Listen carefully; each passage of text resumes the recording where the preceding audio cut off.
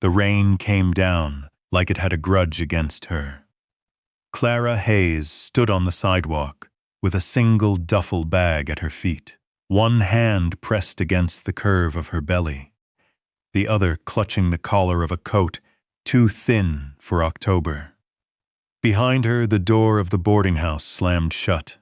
The deadbolt turned with a sound louder than thunder. 7 months pregnant. No job, no husband, no home. If you've ever been told there's no room left for you, not in a building, not in a family, not in the world, stay with Clara. Because sometimes the people the world throws away are the ones carrying the truth that can bring the most powerful men to their knees. Clara didn't cry. She had cried enough in the last 5 months to fill the gutter she was standing in. She pulled the duffel bag onto her shoulder, pressed her palm flat against her stomach, whispered the only promise she had left to give. "We're going to find somewhere warm, baby. I promise." She didn't know yet that 3 streets away stood a building that would change everything. A church nobody prayed in anymore, locked and forgotten, waiting for a woman with nowhere else to go. 5 months earlier, Clara Hayes had a husband, a home, and a job she loved. She worked the night shift in the emergency room of a county hospital. The kind of job that asked everything of you and rarely thanked you for it. She didn't mind. She liked being the calm voice in the room when everyone else was panicking. She liked holding a stranger's hand until the fear left their eyes. Her husband Daniel used to tease her about it. "You're going to run out of hands to hold one day," he'd said, kissing her knuckles. Daniel Hayes was a structural engineer. The kind of man who noticed things other people walked past, a hairline crack in a foundation, a beam that groaned wrong, a set of blueprints that didn't quite add up. He was careful, methodical, the kind of man who checked twice before he trusted once. Which was why, when the company told Clara that Daniel had died in a construction accident, something in her refused to fully believe it. A scaffolding collapse. Daniel didn't make mistakes. Daniel double-checked everything. But grief doesn't wait for answers. It moves in and unpacks its bags whether you're ready or not. The funeral was small. Daniel's family sent flowers and little else. The company offered a small settlement, then quietly withdrew it once their lawyers reviewed the incident report. Clara was too exhausted, too pregnant, too heartbroken to fight them. 3 weeks later, the hospital let her go. Liability, they called it. Too many fainting spells on shift. Too many risks with a baby that far along. They didn't say it cruelly. They just said it. And then Clara was standing outside with a box of her things and no income at all. She sold what she could. She skipped meals she told herself she wasn't hungry for. She wrote checks she knew wouldn't clear and hoped for time she didn't have. And now here she was. No husband, no job, no home. A landlady named Elaine Ward had looked at her not with pity, but with irritation, as if Clara's grief were an inconvenience, cluttering up a room she needed back. "I have a business to run," Elaine had said, arms crossed in the doorway while rain soaked through Clara's last box of belongings. "I can't keep carrying you." Carrying. As if Clara were dead weight instead of a woman 7 months pregnant, walking into a storm with nowhere to go. She didn't know it yet, but Elaine Ward hadn't acted alone. Somewhere, a phone call had been made. A small envelope of cash had changed hands to make sure this particular eviction happened on this particular night. Clara wouldn't learn that truth for weeks. Tonight, all she had was rain, a duffel bag, and a wedding ring she refused to sell no matter how hungry she got. She found St. Agnes by accident, the way desperate people find shelter, not by searching, by stumbling. It stood at the end of a quiet street, its stone face streaked black with decades of rain. Stained glass windows dulled by dust and neglect. A padlock chain wrapped the main doors, but around the side, Clara found a narrow servant's entrance with a lock so old and rusted it gave way after 3 hard shoves of her shoulder. Inside, the air was cold and still, thick with the smell of old wood and candle wax gone stale. Moonlight slid through a broken pane high above the altar, painting a long silver line across the stone floor. Rows of empty pews stretched into the dark like the ribs of something that had once been alive. Clara sank onto the floor near the altar, back against the base of a marble statue of a saint whose face had worn smooth with age. She was shaking from cold, from hunger, from something deeper that didn't have a name. She found 3 stubs of candle in an overturned box and lit them with the last matches in her bag, cupping the small flames like they were something precious. She pulled off her wet coat and laid it over her stomach instead of her shoulders. "Just one more night, sweetheart," she whispered, resting her hand where she felt out the smallest flutter of movement answer her. "Mommy just needs one more night to keep you safe." She turned the wedding ring on her finger, the way she always did when the ache in her chest got too big to hold. A simple band, gold, a small engraving on the inside that Daniel had never fully explained. She used to ask him about it, laughing, calling it his secret code. He'd only ever smiled and said, "Someday I'll tell you the whole story. For now, just never take this off, Clara. Promise me." She hadn't understood the weight behind those words then. By midnight, a fever had crept into her, curling low in her spine and behind her eyes. She told herself it was exhaustion, that sleep would fix it. She curled against the cold stone, one hand on her belly, the other fisted tight around the ring, and let the dark finally take her. She didn't wake up when footsteps echoed through the church at dawn. She didn't wake up when a man's voice, low and clipped with irritation, ordered his men to check the building for squatters before the demolition crew arrived. She didn't wake up until a shadow fell over her, and everything changed. Adrian Blackwell did not believe in wasted time, wasted money, or wasted mercy. At 35, he ran an empire built on the kind of business no one wrote about in the papers unless they wanted to disappear from print entirely. Men who crossed him didn't get warnings. Buildings that stood in the way of his plans didn't get second chances.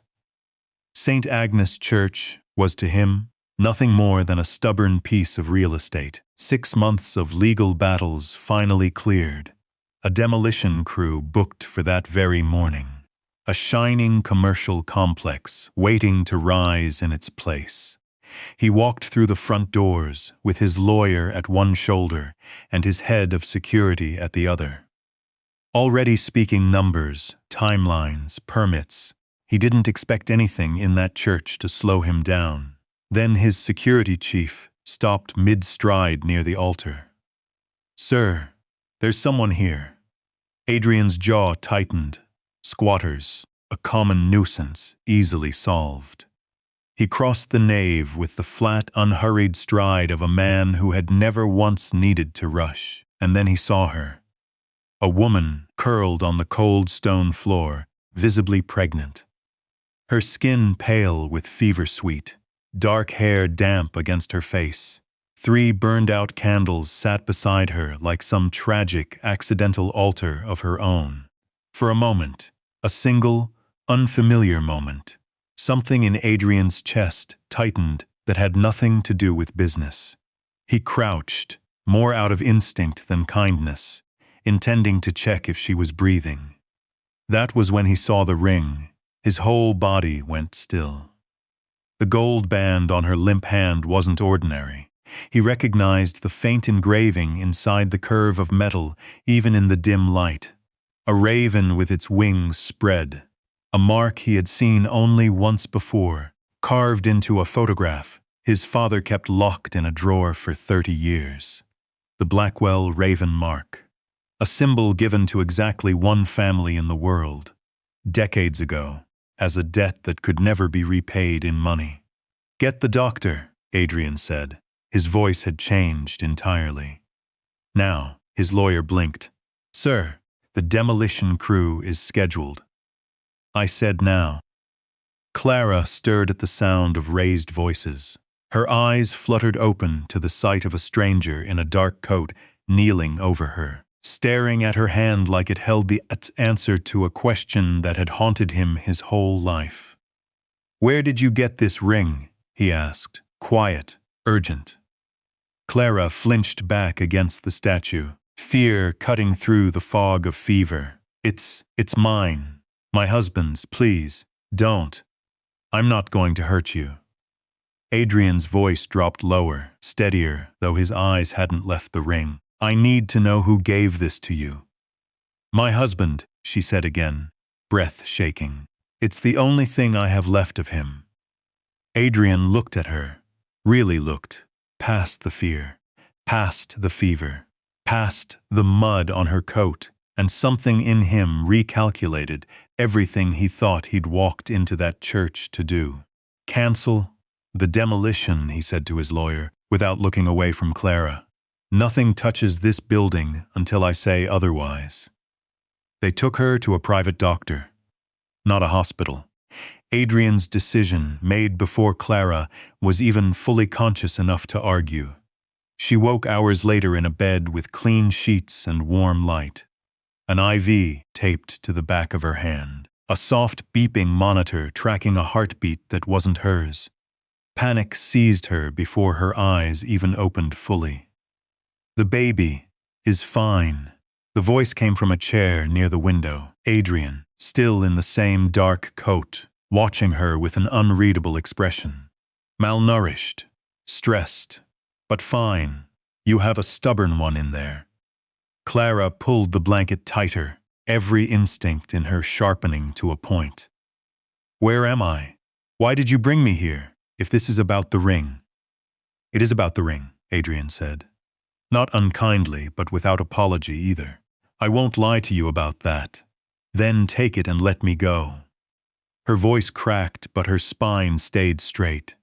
"I don't have anything else. Please, just don't hurt my baby." Something flickered across Adrian's face. Not quite pain, but close to it. He stood, walked closer, and for the first time, his voice lost its edge entirely. "I'm not going to take anything from you, Mrs. Hayes. And no one in this city is going to hurt you or your child. Not while you're under my protection." "Why would you protect me? You don't even know me."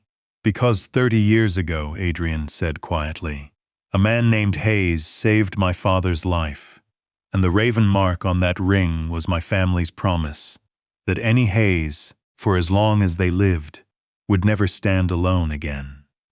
Clara stared at him, the fever fog in her mind clearing just enough to feel the full weight of what he was saying. Daniel had never told her any of this. Not once in 6 years of marriage had he mentioned a debt, a mark, a promise passed down like an inheritance of protection. "He never told me," she whispered. "Then he was protecting you the only way he could," Adrian said, "by keeping you far away from the world that Mark comes from." He turned toward the door, pausing only to give an order to the guards stationed outside, his voice hardening back into command. "No one touches her. No one touches the ring. And no one tells Victor she's alive." Clara didn't yet understand why that name made the air in the room feel colder. She would understand soon enough. Adrian didn't sleep that night. He sat in his office with a single lamp burning, a folder open on the desk in front of him, a growing, cold fury building behind his ribs. He'd had his people dig into Daniel Hayes within hours of finding Clara. What they found didn't read like an accident report. It read like a cover-up, wearing an accident's clothes. Daniel had been the lead structural engineer on the very renovation project tied to St. Agnes Church. On paper, a project about restoring old stone and stained glass. Underneath that paperwork, buried in blueprints filed under a different name, was something else entirely. A sealed tunnel system beneath the church, wide enough for trucks, connected to warehouses on the other side of the city. A route built for moving things that were never meant to see daylight, and for burying records that certain men needed to disappear. Daniel had found it, and instead of staying quiet, he'd started asking questions. 2 weeks before his death, according to a torn page in his private notebook, Daniel had written, "I know what the tunnels are for. I know who signed the second set of blueprints. I have to protect her. I can't let this touch Clara." The accident had happened 4 days later.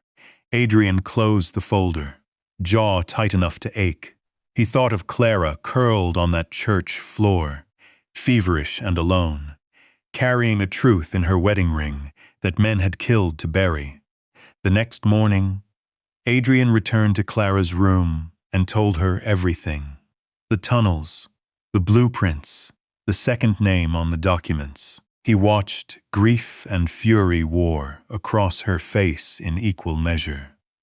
"He didn't die in an accident," Clara said slowly, like the words were reshaping something broken inside her. "Someone killed him, and I buried him thinking it was just bad luck." "I'm sorry," Adrian said, and for a man who rarely apologized for anything, he meant it completely. "Who signed the second blueprints?" Clara asked, though some part of her already feared the answer. Adrian's hands curled into fists at his sides. "Victor Marlowe," he said. "My partner, my friend for 12 years. Victor Marlowe had a smile made for boardrooms. Warm, easy, practiced. He'd built that smile over 12 years, standing beside Adrian Blackwell. Close enough to be trusted with almost everything. Almost. What Adrian never knew was that Victor's ambitions had outgrown their partnership years ago. And the tunnels beneath St. Agnes weren't a side project. They were Victor's private empire, hidden in Adrian's blind spot. When word reached him that a pregnant widow named Clara Hayes was alive, under Adrian's protection, with her husband's wedding ring still on her hand, Victor's easy smile didn't so much as flicker. Inside, something far colder calculated exactly how much danger he was in. He came to Adrian's office that same afternoon, all warmth and concern. "I heard about the woman in the church.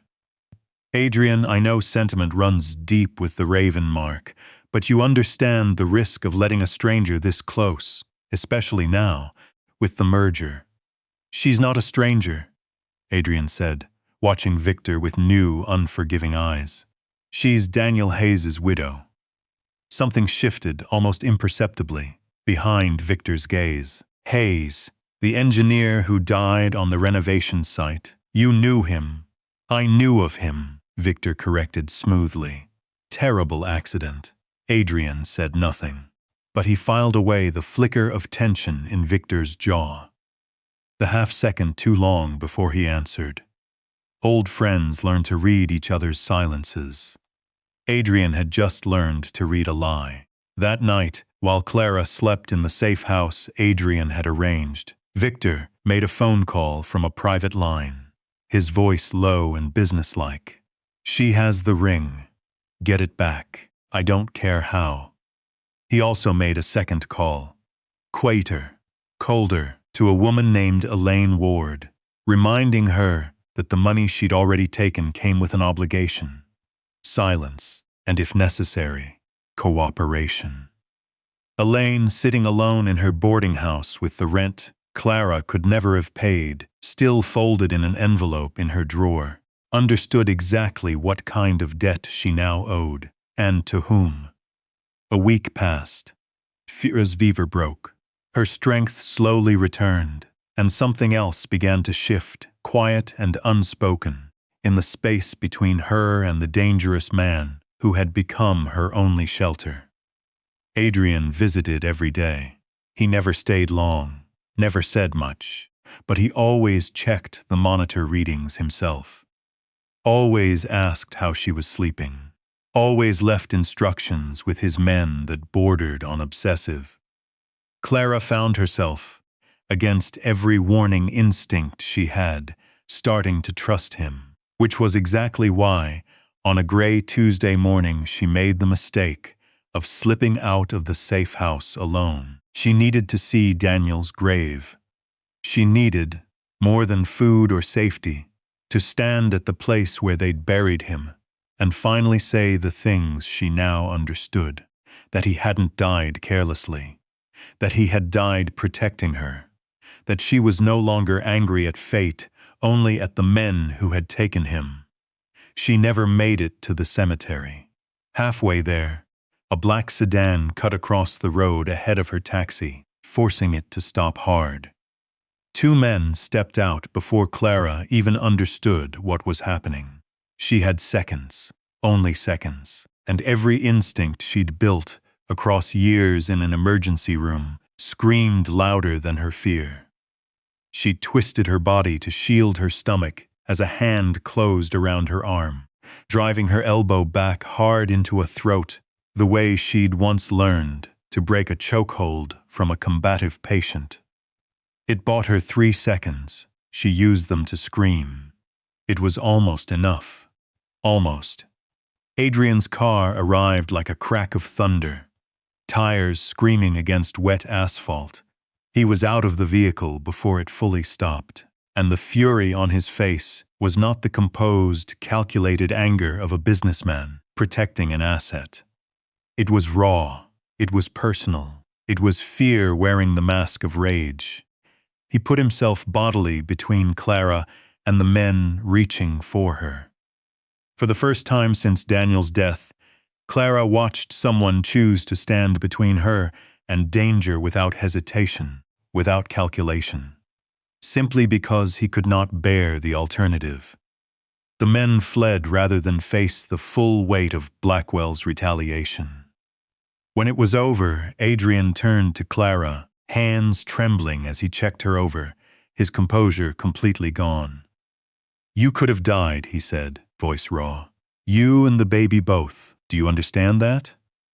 "I know," Clara whispered, shaking. "I just wanted to see him. I wanted Daniel to know the truth finally mattered." Adrian pulled her into his arms then, careful of her stomach, holding her the way a man holds something he has only just realized he cannot survive losing. "Never again," he said against her hair. "Not without me. Never again." Adrian brought Clara back to St. Agnes that same evening, not to hide, because something in both of them understood the truth would have to finish where it began. They found Father Thomas there, an elderly priest who had once tended the church before it closed. Now returning quietly to check on the building he still loved despite no longer serving it. His eyes widened at the sight of them, recognition and something like relief crossing his weathered face. "You're Daniel's wife," he said softly to Clara. "I wondered if you'd ever come. You knew my husband?" "He came to me 2 weeks before he died," Father Thomas said, leading them toward a small side chapel. "He was frightened, though he tried not to show it. He asked me to keep something safe, somewhere no one would think to look." From behind a loose stone in the chapel wall, the old priest withdrew a weathered envelope, sealed with wax.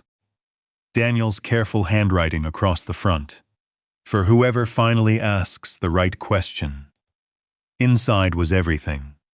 The original blueprints showing the tunnel system beneath the church, financial records tracing years of smuggled goods and buried transactions, and one name signed at the bottom of every falsified document.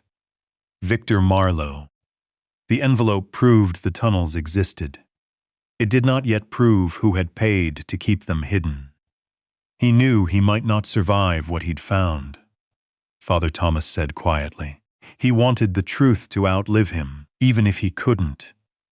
Clara held the envelope against her chest, tears finally breaking free. Not just grief now, something fiercer, vindication. Daniel hadn't been reckless. He hadn't been a victim of bad luck. He had been brave, and he had died making sure the truth would survive. Hidden in a wedding ring and a church wall, waiting for someone strong enough to carry it forward. He didn't die because he was weak, she said, looking at Adrian with a new, unshakable steadiness. He died because he was brave enough to do what none of you dared. Adrian had protected her first because of a debt. But watching her stand there, grief in one hand and courage in the other, he understood the debt was no longer the only reason. It hadn't been for weeks.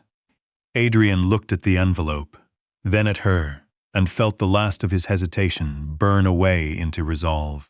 Then, let's finish what he started.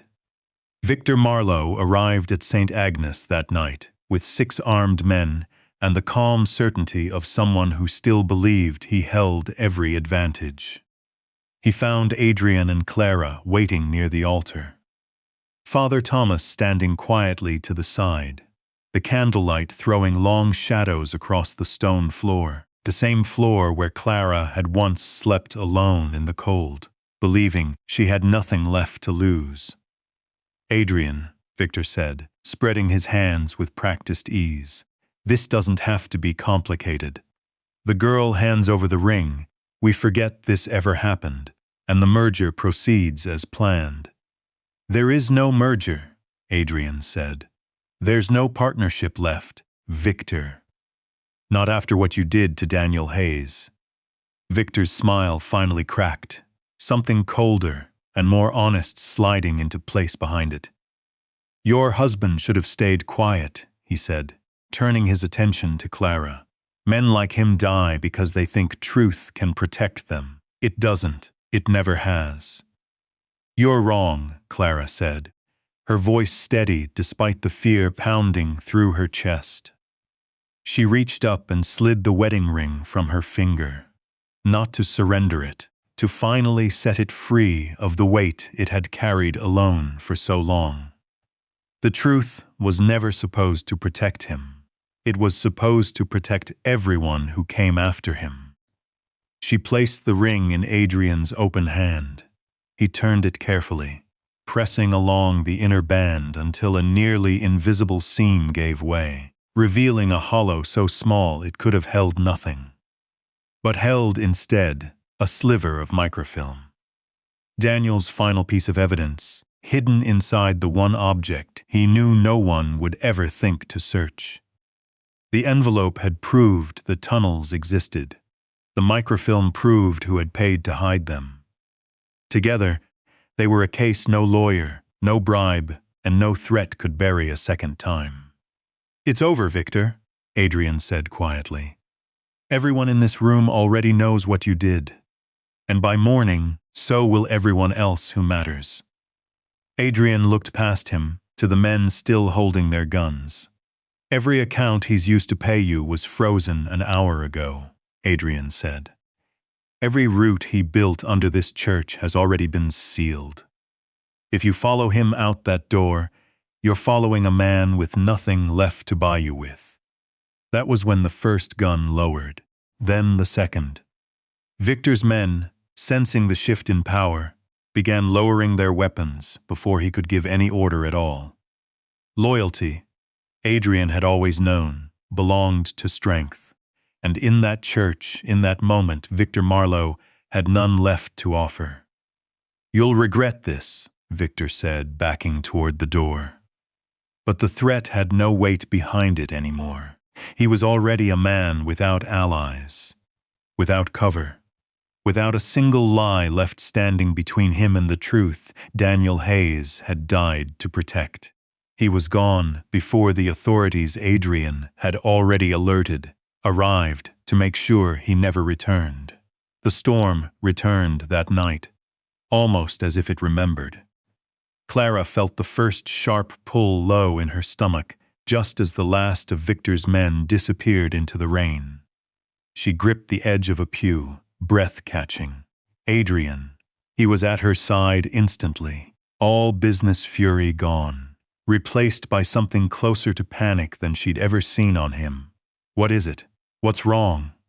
"The baby," she gasped. I think it's time." Thunder cracked outside.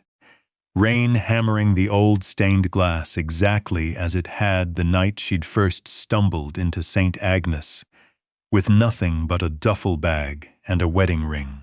The symmetry wasn't lost on either of them.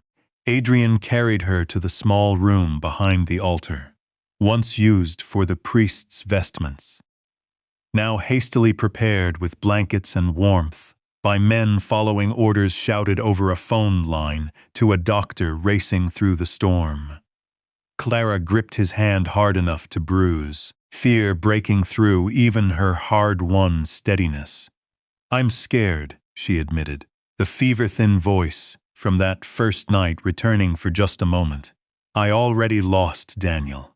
What if I lose this too?" Adrian knelt beside her, framing her face gently in his hands, his voice low and absolutely certain. "You are not losing anyone tonight," he said. "Not your child, not your husband's truth, not yourself. I am not leaving this room, Clara. Not tonight, not ever again." The doctor arrived just in time. The storm outside seemed to hold its breath along with everyone inside St. Agnes. It was a difficult hour, filled with pain and fear, and Clara's own memories of every emergency room shift where she'd once held someone else's hand through their worst moment, never imagining she'd need the same mercy shown to herself. But Adrian never let go of her hand, not once, not even when his knuckles went white with the force of her grip. And then, cutting through the storm and the fear and 5 months of grief, came the sound of a baby crying. A boy, small, furious, utterly perfect.